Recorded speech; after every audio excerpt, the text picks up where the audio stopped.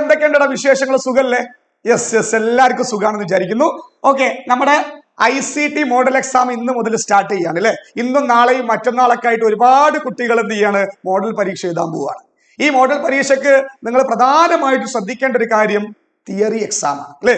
Theory part വളരെ important ആണ്. Theory പാർട്ടിൽ മാർക്ക് പോയി കഴിഞ്ഞാൽ കയ്യിൽ നിന്ന് പോകും. ഓക്കെ അല്ലേ?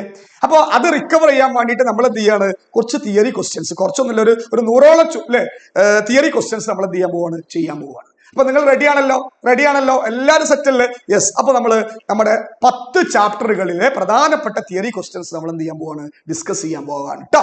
ഓക്കെ, അപ്പൊ നമുക്ക് ആദ്യം തന്നെ നമ്മുടെ പരീക്ഷയുടെ കോലം നമുക്കറിയാം. തിയറി എക്സാമിൽ ആദ്യം മൾട്ടിപ്പിൾ ചോയ്സ് 10 ക്വസ്റ്റ്യൻസ് ഉണ്ടാവും.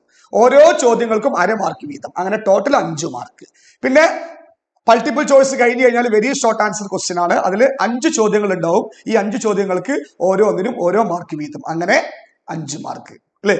അപ്പൊ ടോട്ടൽ മൾട്ടിപ്പിൾ ചോയ്സിന് 5 മാർക്കും വെരി ഷോർട്ട് ആൻസറിന് 5 മാർക്കും, ടോട്ടൽ 10 മാർക്കിലേക്കാണ് നിങ്ങൾ തിയറി എക്സാം വരിക.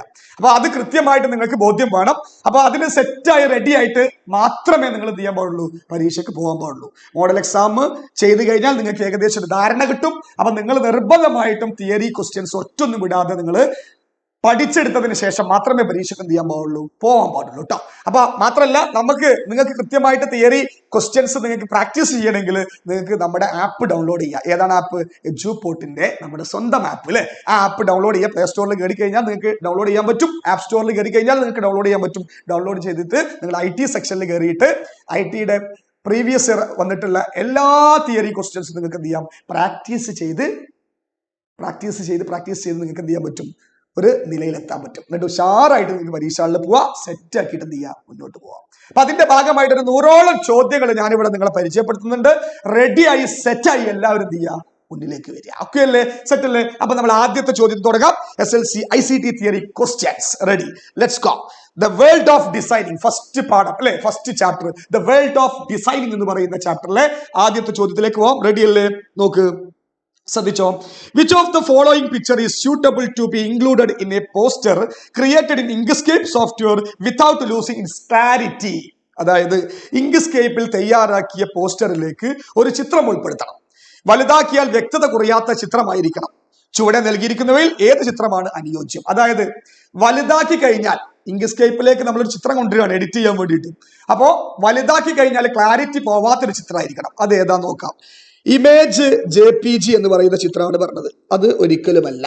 പിന്നെ ഇമേജ് PNG, അതും ഒരിക്കലുമല്ല. പിന്നെ ഏതാ, ഇമേജ് BMP, അതും ഒരിക്കലല്ല. പിന്നെ ഏതാണ്, ഇമേജ് SVG. കാരണം എന്താ വെച്ചാല് image SVG scalable vector graphics എന്ന് പറയുന്ന മോഡല് ക്രിയേറ്റ് ചെയ്തുള്ള ചിത്രത്തിന് ഒരിക്കലും എന്ത് ചെയ്യൂല, വലുതാക്കി കഴിഞ്ഞാൽ ക്ലാരിറ്റിയിൽ വ്യത്യാസം വരില്ല അല്ലെ.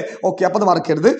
image.svg എന്ന് പറയുന്ന ഫയലാണ് നമ്മൾ ഇതിലേക്ക് കൊണ്ടുവരേണ്ടത് അല്ലെ, ഇങ്ക്സ്കേപ്പ് സോഫ്റ്റ്വെയറിലേക്ക് കൊണ്ടുവരേണ്ടത്. എന്ത്, വലുതാക്കി കഴിഞ്ഞാൽ ക്ലാരിറ്റി നഷ്ടമാവാതിരിക്കണമെങ്കിൽ നിങ്ങൾ എന്ത് കൊണ്ടുവരണം, ഈ ചിത്രം കൊണ്ടുവരണം. image.svg എന്ന് പറയുന്ന എക്സ്റ്റൻഷനിലുള്ള ചിത്രം കൊണ്ടുവരണം. അടുത്ത ചോദ്യത്തിലേക്ക് പോവാം. നോക്ക്, which of the following option will be used to arrange one of the 2 object drawn in Inkscape above the other? അതായത് ഇങ്ക്സ്കേപ്പ് ക്യാൻവാസിൽ ഉൾപ്പെടുത്തിയ 2 ഒബ്ജക്റ്റുകളിൽ പിറകിലുള്ള ഒബ്ജക്റ്റിനെ മുമ്പിൽ എത്തിക്കുന്നതിന് സഹായിക്കുന്ന സങ്കേതം ഏത്? അതായത് നിങ്ങൾ ഇങ്ക്സ്കേപ്പിൽ ഒരു ചിത്രം വരയ്ക്കുകയാണ്. ആദ്യം ഒരു ഫിഗർ വരച്ചു, പിന്നെ ഒരു ഫിഗർ വരച്ചു, അടുത്തത്. അപ്പൊ അടിയിലുള്ള ഫിഗറിനെ മുകളിലോട്ട് കൊണ്ടുവരണം. അതിന് ഏത് ടൂൾ ഉപയോഗിക്കുന്നതാണ്? സിമ്പിൾ ആയിട്ട് പറയാം. ഇവിടെ റൈസ് ഉണ്ട്, ബിലോ ഉണ്ട്, അപ്പ് ഉണ്ട്, ഡൗൺ ഉണ്ട്. അപ്പൊ ഇതിന് ഉത്തരം ഏതാണ്? റൈസ് ആണ് കേട്ടോ. റൈസ് എന്ന ടൂൾ ഉപയോഗിച്ചിട്ടാണ് താഴത്തുള്ള ഡൗൺ ആയി കിടക്കുന്ന, അടിയിൽ കിടക്കുന്ന ഒരു ഇമേജിനെ മുകളിലോട്ട് കൊണ്ടുവരുന്നത്. ഓക്കെ അല്ലേ? മൂന്നാമത്തെ ചോദ്യത്തിലേക്ക് കടക്കാം. നോക്ക്, select the activity that can be done using the table അല്ലെങ്കിൽ tab stroke paint in fill and stroke window. അതായത് ഫിൽ ആൻഡ് സ്ട്രോക്ക് വിൻഡോയിൽ നിന്ന് നമ്മള് സ്ട്രോക്ക് പെയിന്റ് എന്ന് പറയുന്ന ഒരു ടാബ് എടുക്കുകയാണ്, ഒരു ഓപ്ഷൻ എടുക്കുകയാണ്. ആ ഓപ്ഷനിൽ നമുക്ക് നോക്കാം, ഇങ്ക്സ്കേപ്പ് സോഫ്റ്റ്വെയറിൽ ഫിൽ ആൻഡ് സ്ട്രോക്ക് ജാലകത്തിലെ സ്ട്രോക്ക് പെയിന്റ് ടാബ് ഉപയോഗിച്ച് താഴെ പറയുന്നവ ഏത് പ്രവർത്തനമാണ് ചെയ്യാൻ സാധിക്കുക? ഏത് പ്രവർത്തനം ചെയ്യാൻ പറ്റുക നോക്കാം നമുക്ക്. ഒന്നാമത്തത്, ഒബ്ജക്റ്റിന് നിറം നൽകാം. അതായത് to give colour to object ആണോ? നോക്കാം നമുക്ക്. To remove the colour of the object, ഒബ്ജക്റ്റിന്റെ കളർ റിമൂവ് ചെയ്യുക. പിന്നെ to give the colour to outline of the object. പിന്നെന്താ അടുത്ത്? അതായത് ഒബ്ജക്റ്റിന്റെ പരിധിക്ക് നിറം കൊടുക്കുക. To change the style of the object. ഇതിൽ ഏത് ഓപ്ഷൻ ആണ് സ്ട്രോക്ക് പെയിന്റ് ഉപയോഗിച്ച് നമുക്ക് ചെയ്യാൻ പറ്റുക അല്ലെ? സ്ട്രോക്ക് പെയിന്റ് ഉപയോഗിച്ച് നമുക്ക് ചെയ്യാൻ പറ്റുക. ഞാൻ പറയാം സിമ്പിൾ ആയിട്ട്. സ്ട്രോക്ക് എന്ന് പറഞ്ഞാൽ എന്താ? ഒരു ചിത്രത്തിന്റെ അതിർത്തിയാണ്, പരിധിയാണ്. അപ്പൊ പരിധി നിർണ്ണയിക്കുന്നത് ഏതാ? To give the colour to the outline of the object. ഇതാണ് ശരിയായ, സി ആണ് ശരിയായ ആൻസർ അല്ലെ? ഒബ്ജക്റ്റിന്റെ പരിധിക്ക് അല്ലെ? ഇപ്പൊ ഒരു ചിത്രം വരച്ചു കഴിഞ്ഞാൽ ഇതൊരു ചിത്രമാണ്. അപ്പൊ ഇതിന്റെ പരിധി എന്ന് പറഞ്ഞാൽ ഈ അറ്റാണ്. ഈ അറ്റത്തിന് ഈ സ്ട്രോക്കിന് പെയിന്റ് കൊടുക്കാൻ വേണ്ടിയിട്ടാണ് നമ്മൾ എന്ത് ഉപയോഗിക്കുന്നത്? സ്ട്രോക്ക് പെയിന്റ് ഉപയോഗിക്കുന്നത്. മനസ്സിലായോ? Stroke paint. ഓക്കെ അല്ലേ? യെസ്. അതായത് ഒബ്ജക്റ്റിന്റെ പരിധിക്ക് നിറം കൊടുക്കാൻ, അതിർത്തിക്ക് നിറം കൊടുക്കാൻ വേണ്ടിയിട്ടാണ് നമ്മൾ സ്ട്രോക്ക് പെയിന്റ് ഉപയോഗിക്കുന്നത്. അടുത്ത ചോദ്യത്തിലേക്ക് പോവാം. Which one of the follow is vector image file? Vector image file ഏതാണ്? അപ്പൊ സർക്കിൾ ഡോട്ട് PNG എന്ന് കൊടുത്തിട്ടുണ്ട്, സർക്കിൾ ഡോട്ട് JPG എന്ന് കൊടുത്തിട്ടുണ്ട്, സർക്കിൾ ഡോട്ട് SVG എന്ന് കൊടുത്തിട്ടുണ്ട്, സർക്കിൾ ഡോട്ട് GIF എന്ന് കൊടുത്തിട്ടുണ്ട്. ഓക്കെ, ഇതിൽ നമ്മൾ ആദ്യം മനസ്സിലാക്കേണ്ടത് വെക്ടർ ഇമേജ് ഫയൽ ആണെങ്കിൽ അതിന്റെ എക്സ്റ്റൻഷൻ ഏതായിരിക്കും? .svg ആയിരിക്കും. ഏതാണ്? .svg. അപ്പൊ ഇവിടെ .svg അല്ലാതെ ഏതാ? സി ഓപ്ഷൻ അല്ലേ? Circle .svg. ഇതാണ് ആൻസർ. കറക്റ്റ്. ഓക്കെ അല്ലേ? അടുത്ത ചോദ്യത്തിലേക്ക് പോകാൻ ശ്രദ്ധിച്ചോ. വളരെ സ്പീഡിൽ നമ്മൾ കവർ ചെയ്യും. നോക്ക്. Name the technique suitable to combine more than one picture as single unit. ഒരുപാട് പിക്ചറുകളെ ഒറ്റ യൂണിറ്റ് ആക്കി മാറ്റുന്നത് നിങ്ങൾ എന്ത് സെലക്ട് ചെയ്തിട്ടാ? യെസ്, ഗ്രൂപ്പ് ആണ് അല്ലെ? കറക്റ്റ് ആൻസർ ഗ്രൂപ്പ് ആണ്. വളരെ സിമ്പിൾ ആയിട്ട് കുട്ടികൾക്ക് പറയാൻ പറ്റും അല്ലെ? ഗ്രൂപ്പ് എന്ന് പറയുന്ന സാങ്കേതിക വിദ്യ ഉപയോഗിച്ചിട്ടാണ്, ടെക്നിക്ക് ഉപയോഗിച്ചിട്ടാണ് ഒരുപാട് ഇമേജസിനെ നമ്മൾ എന്ത് ചെയ്യുന്നത്? കമ്പൈൻ ചെയ്തിട്ട് ഒറ്റ ഇമേജ് ആക്കി മാറ്റുന്നത് അല്ലെ? നമ്മൾ സോസർ ഒന്ന് വരച്ചു, കപ്പ് വേറെ വരച്ചു അല്ലെ? ഇതെല്ലാം കൂടി ഒരുമിച്ചിട്ട് എന്ത് ചെയ്തു? നമ്മൾ ഒറ്റ ചിത്രമാക്കി മാറ്റി. ഏത് ടൂൾ ഉപയോഗിച്ചിട്ട്? ഗ്രൂപ്പ് ഉപയോഗിച്ചിട്ട് അല്ലെ? ഓക്കെ, അടുത്ത ചോദ്യത്തിലേക്ക് പോവാം. Choose the suitable option to export a picture in Inkscape with the same size of the canvas. അല്ലെ? ക്യാൻവാസിന്റെ സെയിം സൈസിൽ, അതായത് ഏത് ക്യാൻവാസ് ആണോ അതിന്റെ സെയിം സൈസിൽ നമുക്ക് എന്ത് ചെയ്യാം? എക്സ്പോർട്ട് ചെയ്ത് കിട്ടണമെങ്കിൽ നമ്മൾ എന്ത് ചെയ്യണം? ഇങ്ക്സ്കേപ്പിൽ വരച്ച ചിത്രത്തെ ക്യാൻവാസ് സൈസിൽ തന്നെ എക്സ്പോർട്ട് ചെയ്യുന്നതിന് എക്സ്പോർട്ട് ജാലകത്തിൽ സെലക്ട് ചെയ്യേണ്ട അനുയോജ്യമായ ഓപ്ഷൻ ഏതാ? സെലക്ഷൻ എന്ന് പറഞ്ഞ ടൂൾ ഉപയോഗിച്ചാൽ എന്താ അറിയോ? സെലക്ട് ചെയ്ത സാധനം മാത്രമേ വരുള്ളൂ. പിന്നെ പേജ് എന്ന് പറഞ്ഞ ടൂൾ ഉപയോഗിച്ച് ആ പേജുള്ള ക്യാൻവാസുള്ള മൊത്തം വരും. അപ്പൊ ഏതാ ഉത്തരം? പേജ് എന്ന് പറഞ്ഞ ടൂളാണ് അല്ലെ? അപ്പൊ പേജ് സെലക്ട് ചെയ്തിട്ട് നിങ്ങൾ എക്സ്പോർട്ട് ചെയ്യുമ്പോൾ പേജിൽ നിന്ന് സെലക്ട് ചെയ്ത് കഴിഞ്ഞാൽ ആ പേജിൽ എന്ത് വരച്ചതുണ്ടോ അത് മൊത്തം ചെയ്യും നമുക്ക് സെലക്ട് ആയി കിട്ടും. ഓക്കെ അല്ലേ? പിക്ചർ ആയിട്ട് കിട്ടും. ഓക്കെ, അടുത്ത ചോദ്യം. Choose the true statement about picture file from the following. അതായത് ഇതിലുള്ള ശരിയായത് എടുത്ത് എഴുതാനാ പറഞ്ഞത്. നോക്ക്. SVG pictures are vector images. പിന്നെന്താ? Clarity lose on scaling the vector images. പിന്നെ ബിറ്റ്മാപ്പ് ഇമേജ് അല്ലെ pictures are also known as vector images. പിന്നെന്താ? SVG pictures are raster images. ഇതിൽ ശരിയായ പ്രസ്താവന ഏതാണ്? SVG ചിത്രങ്ങൾ വെക്ടർ ചിത്രങ്ങളാണ് എന്നാണ് ഒന്ന് പറഞ്ഞത്. അത് ശരിയാണ്, എന്റെ അഭിപ്രായത്തിൽ അത് ശരിയാണ്. അതായത് SVG pictures R vector images. പിന്നെ വെക്ടർ ചിത്രങ്ങൾ സ്കെയിൽ ചെയ്യുമ്പോൾ വ്യക്തത നഷ്ടപ്പെടുന്നു. അത് തെറ്റാ. ഒരിക്കലും SVG ചിത്രങ്ങൾ എന്ത് ചെയ്യില്ല? സ്കെയിലബിൾ ചെയ്താൽ, അതായത് വലുതാക്കി കഴിഞ്ഞാൽ ചിത്രത്തിന്റെ ക്ലാരിറ്റി എന്ത് ചെയ്യില്ല? നഷ്ടപ്പെടില്ല. നമ്മൾ ഫസ്റ്റ് പറഞ്ഞതാ. പിന്നെ ബിറ്റ്മാപ്പ് ചിത്രങ്ങൾ വെക്ടർ ചിത്രങ്ങൾ എന്ന് വിളിക്കാം. അല്ല, ബിറ്റ്മാപ്പ് ചിത്രങ്ങളെല്ലാം റാസ്റ്റർ ചിത്രങ്ങളാണ്. അപ്പൊ അതും തെറ്റാണ്. പിന്നെ SVG ചിത്രങ്ങൾ റാസ്റ്റർ ചിത്രങ്ങളാണ്. അത് തെറ്റാ. കാരണം എന്താ? SVG ചിത്രങ്ങൾ റാസ്റ്റർ ചിത്രങ്ങളല്ല. ഓക്കെ, അതും തെറ്റാ. അപ്പോ SVG ചിത്രങ്ങൾ വെക്ടർ ചിത്രങ്ങളാണ് എന്ന് പറയുന്ന, അതായത് SVG pictures R vector images എന്ന് പറയുന്ന ടോപ്പിക് ആണ്, അല്ലെങ്കിൽ ആ സ്റ്റേറ്റ്മെന്റ് ആണ് കറക്റ്റ് സ്റ്റേറ്റ്മെന്റ് ആയിട്ട് വരുന്നത്. ഓക്കെ അല്ലേ? അടുത്ത ചോദ്യത്തിലേക്ക് പോവാം. Give the expanded form of SVG. SVGയുടെ എക്സ്പാൻഡഡ് ഫോം എന്താന്ന് അല്ലെ? ഇതാ ഇവിടെ കൊടുത്തിട്ട് സ്റ്റേബിൾ വെക്ടർ ഗ്രാഫിക്സ്, പിന്നെന്താ? സ്കേലബിൾ വിർച്വൽ ഗ്രാഫിക്സ്, പിന്നെ സ്റ്റഡി വെക്ടർ ഗ്രാഫിക്സ്, പിന്നെ സ്കേലബിൾ വെക്ടർ ഗ്രാഫിക്സ്. അതിന് ശരിയായ ആൻസർ എന്താണ്? ഡി ആണ്. എന്താണ് SVGന്റെ ഫുൾ ഫോം? എന്താണ്? Scalable vector graphics. എന്താണ്? Scalable vector graphics. ഇതാണ് ശരിയായ ആൻസർ കേട്ടോ. അടുത്ത ചോദ്യത്തിലേക്ക് പോവാം. റെഡി അല്ലേ? അടുത്ത ചോദ്യത്തിലേക്ക് പോകാം. റെഡി അല്ലേ? Choose the vector image editing software from the following. ഇതിൽ വെക്ടർ ഇമേജ് എഡിറ്റിംഗ് സോഫ്റ്റ്വെയർ ഏതാന്നാ ചോദിച്ചത്? ജിംബ് അല്ല, ടെക്സ്റ്റ് പെയിന്റ് അല്ല, എക്സ്പെയിന്റ് അല്ല, പിന്നെ ആരായിരിക്കും? ഇങ്ക്സ്കേപ്പ് ആണ് അല്ലെ? ഇങ്ക്സ്കേപ്പ് ആണ് എന്ത് അല്ലെ? വെക്ടർ ഇമേജ് എഡിറ്റിംഗ് സോഫ്റ്റ്വെയർ എന്ന് പറയുന്നത്. ഓക്കെ അല്ലേ? അടുത്ത ചോദ്യത്തിലേക്ക് പോകാം. റെഡിയാണോ? Yes. Choose the correct step to save a picture created in Inkscape in PNG format. അതായത് ഇങ്ക്സ്കേപ്പിൽ ഒരു പിക്ചർ നമ്മൾ സേവ് ചെയ്യാൻ പോവുകയാണ്. ഏത് രൂപത്തിലാണെന്നറിയോ? PNG ഫോർമാറ്റിൽ. ഏത് ഫോർമാറ്റിലാ? PNG ഫോർമാറ്റിൽ. PNG ഫോർമാറ്റിൽ സേവ് ചെയ്യണമെങ്കിൽ നിങ്ങൾ ഉപയോഗിക്കേണ്ട സാധനമാണ് എന്ത്? File export PNG. എന്താണ്? ഫയൽ എടുക്കുക, എന്നിട്ട് അതിൽ എന്ത് ചെയ്യുക? Export PNG image. ആദ്യം ഫയൽ എടുക്കുക, ഫയലിൽ പോയിട്ട് എക്സ്പോർട്ട് PNG ഇമേജ് എന്ന് പറയുന്ന ഓപ്ഷൻ എടുത്തു കഴിഞ്ഞാൽ നിങ്ങൾക്ക് എന്ത് ചെയ്യാൻ പറ്റും? PNG രൂപത്തിൽ സേവ് ചെയ്യാൻ പറ്റും. ഓക്കെ അല്ലേ? ഓക്കെ അല്ലേ? യെസ്. അടുത്തതിലേക്ക് നോക്കാം. ഇപ്പൊ ഏകദേശം ഞാൻ എന്ത് ചെയ്തു? നമ്മുടെ വേൾഡ് ഓഫ് ഡിസൈനിങ് എന്ന് പറയുന്ന ചാപ്റ്ററിലെ പ്രധാനപ്പെട്ട കാര്യങ്ങളൊക്കെ പറഞ്ഞു. ഇനി അടുത്ത് പബ്ലിഷിംഗ് എന്ന് പറയുന്ന ചാപ്റ്ററിലെ പ്രസിദ്ധീകരണത്തിന് എന്ന് പറയുന്ന ചാപ്റ്ററിലെ ചോദ്യങ്ങളിലേക്ക് കടക്കാം.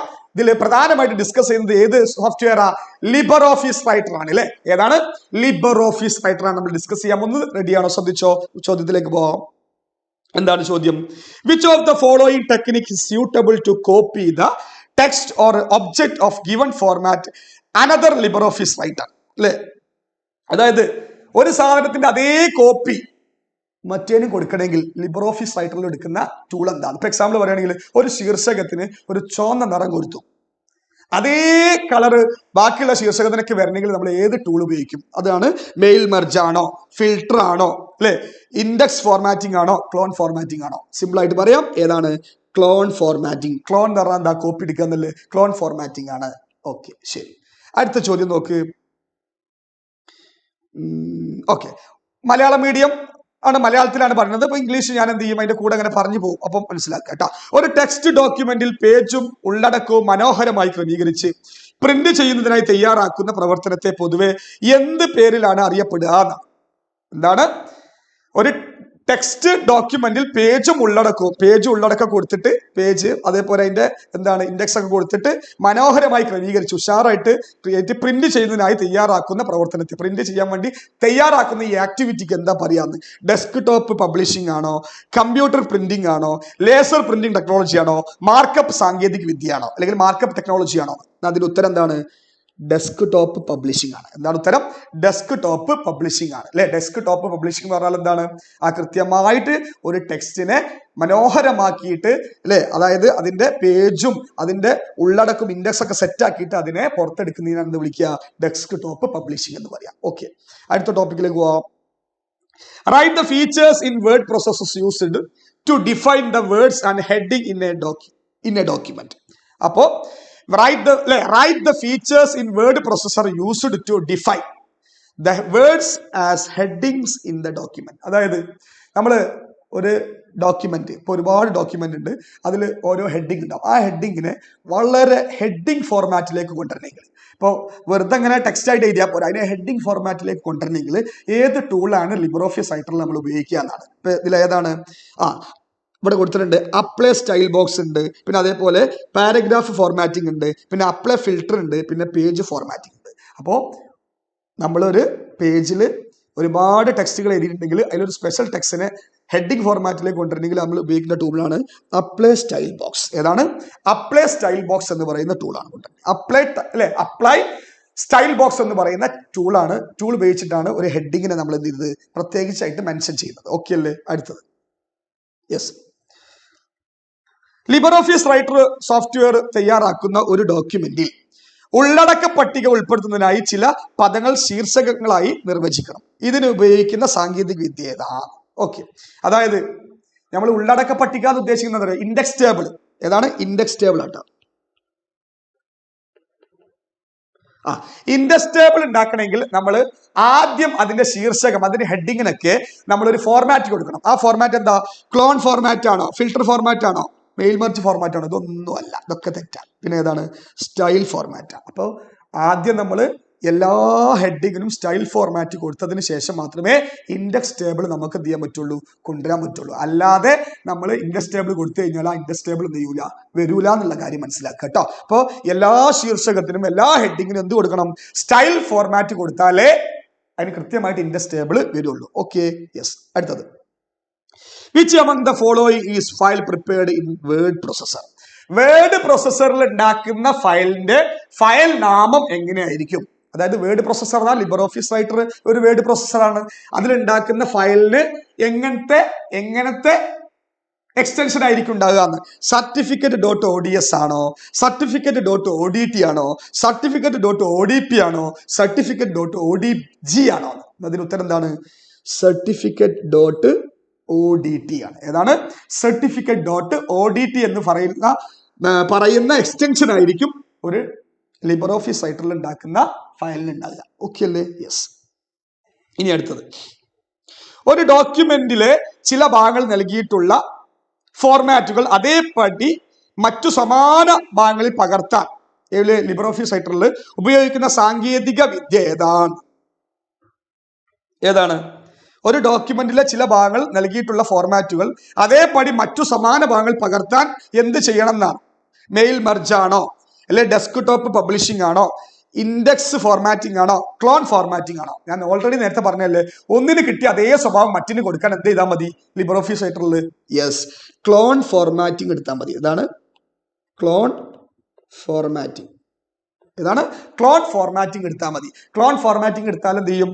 ഒരു ഡോക്യുമെന്റിലെ ചില ഭാഗങ്ങൾ നൽകിയിട്ടുള്ള ഫോർമാറ്റുകൾ, ഏതെങ്കിലും ഭാഗത്തിന് കൊടുത്ത ഫോർമാറ്റുകൾ അതേപടി മറ്റു സമാന ഭാഗങ്ങൾ പകർത്താൻ ഉപയോഗിക്കുന്ന സാങ്കേതിക വിദ്യ ഏതാന്ന് ചോദിച്ചു കഴിഞ്ഞാൽ അതിന് ഉത്തരമാണ് ഏത്? Clone formatting. ഓക്കെ അല്ലേ? അടുത്ത ചോദ്യത്തിലേക്ക് പോവാം. നോക്ക്, select A word processor software from the following. ഇതിൽ താഴെ കുറെ സോഫ്റ്റ്വെയർ തന്നിട്ടുണ്ട്. അതിൽ വേർഡ് പ്രോസസർ, ടെക്സ്റ്റ് കൊണ്ട് കളിക്കുന്ന സോഫ്റ്റ്വെയർ ഏതാണ്? ലിബർ ഓഫീസ് ഇംപ്രസ് ആണോ? അല്ല. പിന്നെ ലിബർ ഓഫീസ് റൈറ്റർ ആണോ? ആണ്. യെസ്, ഇതാണ്. പിന്നെ ലിബർ ഓഫീസ് മാത്ത് ആണോ? അല്ല. ലിബർ ഓഫീസ് ഡ്രോ ആണോ? അല്ല. അപ്പൊ ഉത്തരം ഏതാണ്? ലിബർ ഓഫീസ് റൈറ്റർ ആണ്. ഏതാണ്? ലിബർ ഓഫീസ് റൈറ്റർ ആണ്. നോക്കാം അടുത്ത്. ഒരു പേജിന്റെ ഉള്ളടക്കത്തിലെ ഒരു പദം ശീർഷകമായി നിർവചിക്കാൻ ലിബർ ഓഫീസ് റൈറ്റർ ലഭ്യമായ ഏത് സ്റ്റൈൽ ഉപയോഗിക്കാം? അതായത് കുറെ, ഇപ്പൊ നമുക്കറിയാം ഇന്ത്യ എന്ന് ഒരു മെയിൻ ശീർഷകം, അതിന്റെ അടിയിൽ ഓരോ ജില്ല കൊടുത്തു അല്ലെ, ഇന്ത്യ ജില്ല അല്ല, ഓരോ സംസ്ഥാനം കൊടുത്തു അല്ലെ, ഓരോ സ്റ്റേറ്റ്, കേരള, തമിഴ്നാട്, കർണാടക, ആന്ധ്രാപ്രദേശ് അങ്ങനെ കൊടുത്തു. അപ്പൊ അതിൽ മെയിൻ ഹെഡിങ് ഇന്ത്യയാണ്. അപ്പൊ ഇന്ത്യക്ക് മെയിൻ ഹെഡിങ് കൊടുക്കണമെങ്കിൽ ഇതിൽ എന്ത് സെറ്റപ്പാണ് ഉപയോഗിക്കാന്ന്? ഹെഡർ 1 ആണോ, ക്യാപ്ഷൻ 1 ആണോ, ഇൻഡെക്സ് 1 ആണോ, ഹെഡിങ് 1 ആണോ? ഒന്നുമില്ല, മുന്നും നോക്കണ്ട. ഏതാണ് ഉത്തരം? ഹെഡിങ് 1 ആണ് കേട്ടോ. ഹെഡിങ് 1 കൊടുത്താലാണ് ഏറ്റവും വലിയ ഹെഡിങ് ആയിട്ട് ഇന്ത്യൻ എന്ത് ചെയ്യുള്ളൂ, കാണുള്ളൂ. അതാ പറഞ്ഞത്, ഒരു പേജിന്റെ ഉള്ളടക്കത്തിലെ ഒരു പദം ശീർഷകമായി നിർവചിക്കാൻ, അതായത് ഒരു വേർഡ് ശീർഷകമാകാൻ, ഹെഡിങ് ആക്കാൻ ഏത് ടൂൾ ഉപയോഗിക്കണം? ഹെഡിങ് 1. അത് സ്റ്റൈലിൽ പോയിട്ടാണ് നമ്മൾ എന്തെടുക്കുക? സ്റ്റൈൽ ഫോർമാറ്റിംഗിൽ പോയിട്ടാണ് ഈ ഹെഡിങ് 1 എന്ന് പറഞ്ഞ ടൂൾ എന്ത് ചെയ്യുക, നമ്മൾ ഉപയോഗിക്കുക കേട്ടോ. ഓക്കെ, അടുത്ത ചോദ്യം.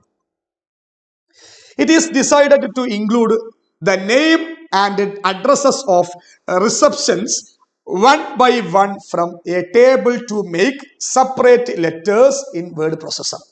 Which one of the following technique is suitable to this? അതായത് ഒരുപാട് റിസപ്ഷനിസ്റ്റിന്റെ നെയിം അതേപോലെ അഡ്രസ്സസ് ഒക്കെ എവിടെ ഉണ്ട്?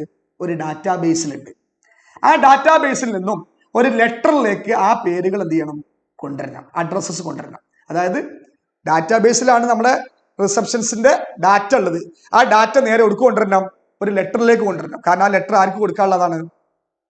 മറ്റുള്ളവർക്ക് കൊടുക്കാനുള്ളതാണ്. അപ്പോൾ ആ ഡാറ്റ നേരെ ഈ ലെറ്ററിലേക്ക് കൊണ്ടുവരണമെങ്കിൽ വാട്ട് വി ക്യാൻ ഡു, നമുക്ക് എന്ത് ചെയ്യാൻ പറ്റും? അവിടെ ഉപയോഗിക്കുന്ന ടെക്നിക്കാണ് എന്ത്? Mail merge technique. ഏതാ ടെക്നിക്ക്? മെയിൽ മെർജ് ടെക്നിക്ക് ഉപയോഗിച്ചിട്ടാണ് ഡാറ്റാബേസിലുള്ള ഡാറ്റ നമ്മുടെ ഡോക്യുമെന്റിലേക്ക് എന്ത് ചെയ്യുന്നത്? ലിബർ ഓഫീസ് റൈറ്ററിലേക്ക് എന്ത് ചെയ്യുന്നത്? കൊണ്ടുവരുന്നത്. ഡാറ്റ ഇവിടെ എടുക്കുന്നത് ലിബർ ഓഫീസ് ബേസിലാണ്. ലിബർ ഓഫീസ് ബേസിൽ നിന്ന് ഡാറ്റനെ നേരെ ലിബർ ഓഫീസ് റൈറ്ററിലേക്ക് കൊണ്ടുവരുന്നത് ഏത് ടെക്നിക്കാണ്? മെയിൽ മെർജ് എന്ന് പറയുന്ന ടെക്നിക്കാണ് കേട്ടോ. മെയിൽ മെർജ് എന്ന് പറയുന്ന ടെക്നിക്കാണ്. പെട്ടെന്ന് പോവുക, അത് നോക്കണ്ട. ഓക്കെ, അടുത്ത ചോദ്യം ഏതാണ്? The field from the database can be included to the document using the technique mail merge. What should be done get the mail merged document? അതായത് മെയിൽ മെർജ് ഡോക്യുമെന്റിനെ എങ്ങനെ നമുക്ക് ഔട്ട്പുട്ട് ആയിട്ട് എടുക്കാം, പുറത്തേക്ക് എടുക്കാം? എങ്ങനെ? പ്രിന്റഡ് ആയിട്ട് എടുക്കൽ എങ്ങനെ? Yes, print the document, export the document, save the document, wrap the document. ഇതിൽ ഉത്തരം അതാ, print the document. Print the document അടിച്ചു കഴിഞ്ഞാൽ നമ്മൾ മെയിൽ മെർജ് ചെയ്തിട്ടുള്ള ആ ലെറ്ററിനെ അല്ലെങ്കിൽ മറ്റുള്ള ഐഡന്റിറ്റി കാർഡിനൊക്കെ എന്ത് ചെയ്യും? നമുക്ക് എന്ത് ചെയ്യും? പ്രിന്റ് ഡോക്യുമെന്റ് ആയിട്ട് എടുത്തു കഴിഞ്ഞാൽ പ്രിന്റർ ആയിട്ട് പുറത്തേക്ക് ഔട്ട്പുട്ട് ആയിട്ട് നമുക്ക് എന്ത് ചെയ്യും? കിട്ടും. അപ്പൊ പ്രിന്റ് ദ ഡോക്യുമെന്റ് എന്ന ഓപ്ഷനാണ് ഉപയോഗിക്കുന്നത് കേട്ടോ. പിന്നെ അടുത്ത അട്രാക്റ്റീവ് വെബ് ഡിസൈനിങ്. അടുത്താണ് അട്രാക്റ്റീവ് വെബ് ഡിസൈനിങ് എന്ന് പറയുന്ന ചാപ്റ്റർ ആണ് നമ്മൾ ഡിസ്കസ് ചെയ്യുന്നത്, മൂന്നാമത്തെ ചാപ്റ്റർ. ഓക്കെ, എന്താ? What is the function of cascading style sheet while making A web page? അല്ലേ, ഒരു വെബ് പേജ് ഉണ്ടാക്കാൻ വേണ്ടിയിട്ട് നമ്മൾ ഉപയോഗിക്കുന്ന ഒരു മാർക്കപ്പ് ലാംഗ്വേജ് ആണ്, ഒരു ലാംഗ്വേജ് ആണ് CSS അല്ലെങ്കിൽ കാസ്കാഡിംഗ് സ്റ്റൈൽ ഷീറ്റ്. അതിന്റെ ഫംഗ്ഷൻ എന്താന്ന് നോക്ക്. Define the browsers for opening the web page ആണോ, to include the videos in web page, പിന്നെ define the copyright of the web page, പിന്നെ direct how a web page should be displayed in markup language. അപ്പം ഇതിൽ correct answer ഏതാന്ന് വെച്ചാൽ direct how a page should be displayed in markup language. അതായത് ഒരു website തുറക്കുന്ന സമയത്ത് എങ്ങനെ ആ വെബ്സൈറ്റിന്റെ പേജ് ദൃശ്യമാകുന്നു അല്ലെങ്കിൽ ദൃശ്യമാകണം എന്ന് തീരുമാനിക്കുന്നത് ആരാണ്?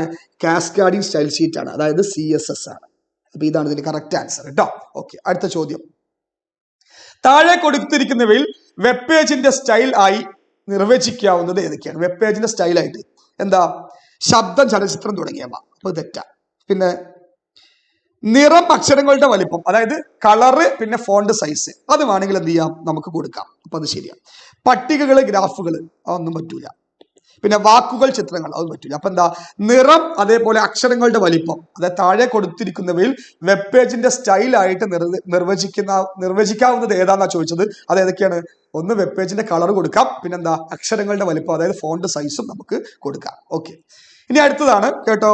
When Anu was preparing web pages, she created a cascading style sheet file to include fonts and colors. Which of the following may be that file? അതായത് when Anu was preparing web page, Anu ഒരു web page prepare ചെയ്യാണ്. She created a cascading style sheet. അത് ഉണ്ടാക്കിയത് എയിലാണ്? അനു എയിലാണ് ഉണ്ടാക്കിയത്? CSS-ലാണ് ഉണ്ടാക്കിയത്. എങ്ങനെയാണ് CSS ഫോണ്ടിനെ ഇതിലേക്ക് കൊണ്ടുവരിക? അതായത് file to include font and colours. CSS-ൽ എങ്ങനെയാണ് നമുക്ക് എന്ത് ചെയ്യാൻ പറ്റുക? ഫോണ്ടും അതേപോലെ കളേഴ്സ് ഒക്കെ ഇതിന് ആഡ് ചെയ്ത് കൊടുക്കുക. അപ്പോൾ അവിടെ നമ്മൾ ഉപയോഗിക്കേണ്ട ഫയൽ ഫോർമാറ്റ് ഏതാന്നാണ്. ഫയൽ ഫോർമാറ്റ് home.html ആണോ? അല്ല. index.odt ആണോ? അല്ലെങ്കിൽ style.css ആണോ? അല്ലെങ്കിൽ image.png ആണോ? ഒന്നുമില്ല. ഏതാണ്? style.css ആണ്. കാരണം CSS ഉപയോഗിച്ച് ഉണ്ടാക്കിയിട്ടുള്ള എല്ലാ ഫയലിന്റെ എക്സ്റ്റൻഷൻ ഏതായിരിക്കും? എക്സ്റ്റൻഷൻ എന്ന് പറഞ്ഞാൽ എന്താ? ഈ ഡോട്ട് കഴിഞ്ഞിട്ട് ഇങ്ങോട്ട് വരുന്ന സാധനമാണ്. അത് ഏതായിരിക്കും? CSS ആയിരിക്കും. CSS-ൽ ഉണ്ടാക്കിയ കാസ്കാഡിംഗ് സ്റ്റൈൽ ഷീറ്റിൽ ഉണ്ടാക്കിയ എല്ലാ സാധനവും ഏതായിരിക്കും? .css എന്ന് പറയുന്ന സ്റ്റൈൽ ഷീറ്റ്. അപ്പൊ ഈ ഫയലാണ് നമ്മൾ എടുക്കേണ്ടത്. ഓക്കെ, ഇനി അടുത്തത്. വെബ് പേജുകളിൽ ഉപയോഗിക്കുന്ന സ്റ്റൈൽ ഷീറ്റുകൾ മറ്റൊരു പേരിലും അറിയപ്പെടുന്നു. ഏതാണ് ആ പേര് എന്ന് നോക്ക്. ഇവിടെ ടെംപ്ലേറ്റ് എന്ന് കൊടുത്തുകണ്, അതേപോലെ എഡിറ്ററുകൾ എന്ന് കൊടുത്തുകണ്, പിന്നെ കമ്പോസറുകൾ എന്ന് കൊടുത്തുകണ്, മാർക്കപ്പുകൾ എന്ന് കൊടുത്തുകണ്. അപ്പൊ ഇതിൽ ഏതാ? അപ്പൊ നോക്ക്, വെബ് പേജുകളിൽ ഉപയോഗിക്കുന്ന സ്റ്റൈൽ ഷീറ്റിന് മറ്റൊരു പേരുണ്ടെന്ന് അറിയാം. എന്താ പേരെന്ന് അറിയോ? ടെംപ്ലേറ്റുകൾ. ഏതാണ്? ടെംപ്ലേറ്റ് ആണ്. മറ്റൊരു പേരെന്താണ്? ടെംപ്ലേറ്റുകളാണെന്ന് കൃത്യമായിട്ട് ബോധ്യം ഉണ്ടാവണം കേട്ടോ. ഓക്കെ അല്ലേ? യെസ്. അടുത്തത്. While creating web pages, style can be included along with the HTML tag using cascading style. What is called? അല്ലേ? അതായത് while creating web pages, നമ്മൾ വെബ് പേജസ് ക്രിയേറ്റ് ചെയ്യാണ്. Style can be included along with the HTML tag. HTML ടാഗിന്റെ കൂടെ എന്തും കൂടി സ്റ്റൈലും കൂടി add ചെയ്യണം. അപ്പൊ വാട്ട് ഈസ് കോൾഡ്? അതിന് എന്താ വിളിക്കുക? അങ്ങനെ സ്റ്റൈൽ ആഡ് ചെയ്യുന്നത് എന്താ വിളിക്കുക? അല്ലെങ്കിൽ അതിന് ഉപയോഗിക്കുന്ന ടെക്നിക്ക് എന്താ? Inline CSS. ഇതിന് നമ്മൾ വിളിക്കുന്നവരാണ് inline.css എന്ന് വിളിക്കും. അതായത് വെബ് HTML-ന്റെ കൂടെ CS കൂടി ആഡ് ചെയ്യുന്നതിന് നമ്മൾ വിളിക്കുന്ന പേരാണ് inline.css എന്ന് വിളിക്കും. എന്താ വിളിക്കുക? inline.css. ഓക്കെ, ഇനി വെബ് പേജുകളിൽ ഉപയോഗിക്കുന്ന കാസ്കാഡിംഗ് സ്റ്റൈൽ ഷീറ്റുകളുടെ ധർമ്മം എന്താണ്? വെബ് പേജുകളിൽ ഉപയോഗിക്കുന്ന കാസ്കാഡിംഗ് സ്റ്റൈൽ ഷീറ്റുകളുടെ ധർമ്മം എന്താണ്? നമ്മൾ നേരത്തെ പറഞ്ഞ സാധനം തന്നെ എന്താ? മാർക്കപ്പ് ഭാഷയിൽ തയ്യാറാക്കുന്ന വെബ് പേജ് എങ്ങനെ ദൃശ്യമാകണമെന്ന് പ്രതിപാദിക്കുന്നു. നേരത്തെ ഇംഗ്ലീഷ് തന്ന സാധനം തന്നെ മലയാളത്തിൽ വന്നതാണ്. ഓക്കെ, മാർക്കപ്പ് ഭാഷയിൽ തയ്യാറാക്കുന്ന വെബ് പേജ് എങ്ങനെ ദൃശ്യമാകണമെന്ന് പ്രതിപാദിക്കുന്നത് ആരാണ്? CSS ആണ്. അതായത് ഒരു വെബ് പേജ് തുറക്കുമ്പോൾ അത് എങ്ങനെ എത്രത്തോളം ഭംഗിയോടെ എങ്ങനെ കാണണം എന്ന് തീരുമാനിക്കുന്നത് ആരാണ്? CSS ആണ് കേട്ടോ. ഓക്കെ, അടുത്തത്. Which one of the following is a symbol used for separating the style and value of a selector while preparing cascading style? അതായത് നമ്മൾ CSS ആഡ് ചെയ്യുന്ന സമയത്ത് ഒരു സ്റ്റൈൽ ആഡ് ചെയ്യുന്ന സമയത്ത് എക്സാമ്പിൾ പറയുകയാണെങ്കിൽ ഫോണ്ട് സൈസ് എന്ന് തന്നു. ഫോണ്ട് സൈസ് എന്നിട്ട് ഫോണ്ട് സൈസ് ഒരു രണ്ട് അല്ലെ ഒരു ഇതാ ഇങ്ങനെ ഒരു കോളൻ ഇട്ടതിന് ശേഷമാണ് 30 പിക്സ് എന്ന് കൊടുക്കുക. 30 പിക്സ്. അപ്പോ ഇതാണ് നമ്മുടെ സ്റ്റൈല്, ഇതാണ് വാല്യൂ. ഇതിന്റെ ഇടയിൽ കൊടുക്കുന്ന സാധനം എന്താന്നാ ചോദ്യം. അതാണ് എന്ത്? കോളൻ. ഏതാണ്? കോളൻ. ഏതാണ്? കോളൻ. കോളൻ ആണ് കൊടുക്കുക കേട്ടോ. അതാണ് 2 കുത്തു കണ്ടി നിങ്ങൾ, കോളൻ. ഓക്കെ അല്ലേ? സംശയമില്ലല്ലോ? യെസ്, സിമ്പിൾ ആണ്.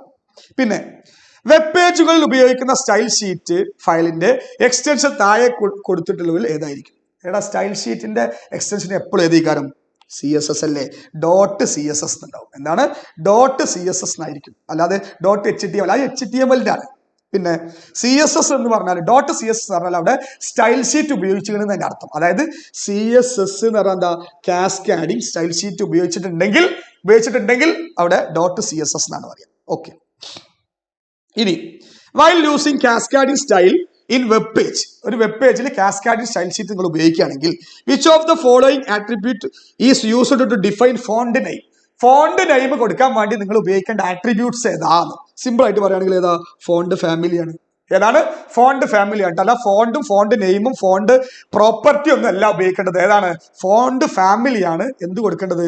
ഒരു ഫോണ്ട് നെയിം ഡിഫൈൻ ചെയ്യാൻ. ഇപ്പൊ എക്സാമ്പിൾ പറയുകയാണെങ്കിൽ ഒരു ഫോണ്ട് നെയിമാണ് ലിബർ ഓഫീസ് സാൻസ്, പിന്നെന്താ കാലിബറി, അങ്ങനെ ഒരുപാട് ഫോണ്ട് ഉണ്ട് അല്ലെ. ആ ഫോണ്ട് കൊടുക്കണമെങ്കിൽ നമ്മൾ ആദ്യം എന്ത് ചൂസ് ചെയ്യണം? ആട്രിബ്യൂട്ട് ആയിട്ട്. അതായത് ഈ ഭാഗത്ത് ഞാൻ പറഞ്ഞല്ലോ, ഈ ഭാഗത്ത് ഫോണ്ട് സൈസ് എന്നുള്ള കൊടുത്ത് അവിടെ എന്ത് കൊടുക്കണം? ഫോണ്ട് ഫാമിലി എന്ന് കൊടുക്കണം. എന്നിട്ട് അവിടെ ഫോണ്ടിന്റെ പേര് കൊടുത്താൽ മതി. ഓക്കെ അല്ലേ? Yes.